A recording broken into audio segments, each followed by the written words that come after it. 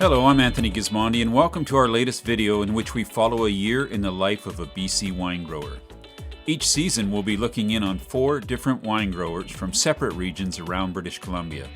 For our last stop, we head north again to East Kelowna to Summerhill's biodynamic vineyard for a serious discussion about composting with CEO Ezra Cipes and winemaker Michael Alexander. Well, this is the time of the year that we apply our biodynamic compost. We put it down right underneath the vines. We got our neighbors' horse bedding. This year we got some chicken manure, which is unique for us. Everything from production ends up down here. All the skins, seeds, all the yeasts and sediments, and all of our landscaping waste from the garden and everything from the kitchen as well.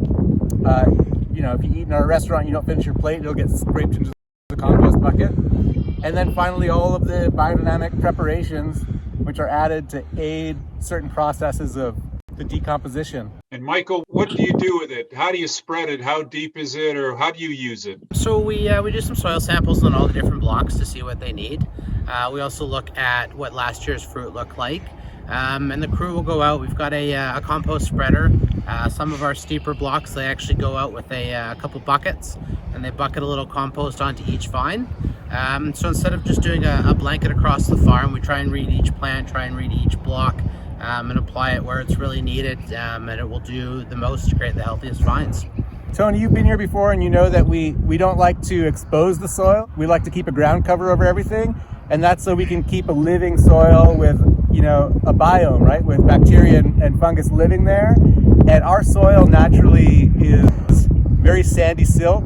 It's very deep, you know, lots of river rocks, and it's very, like, water just dissipates right quick.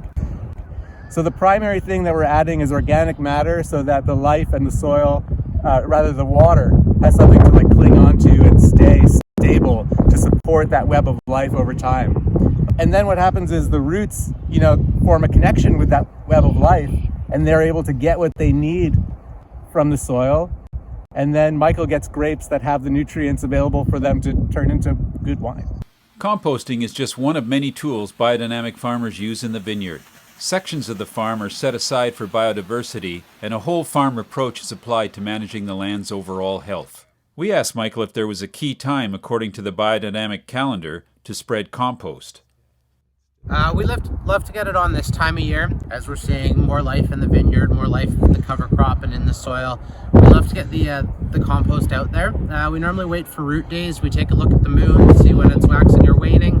But on root days, the earth does a big deep breath in and a lot of nutrients go in. And so we wait for around then to spread the compost. Ezra, you're working your magic with Michael. The earth is breathing. I love to hear that. Michael is magic.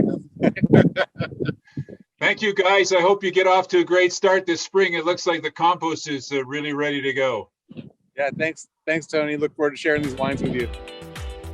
As you can see, winemaking is mainly wine growing, and wine growing is a lot of work.